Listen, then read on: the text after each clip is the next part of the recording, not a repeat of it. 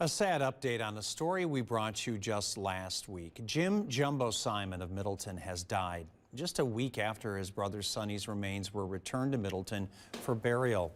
In an emotional interview we aired last week, Jumbo and his sister Eileen shared what it meant for them to finally have Sonny's remains identified and returned home, nearly 80 years after he was killed in battle during World War II.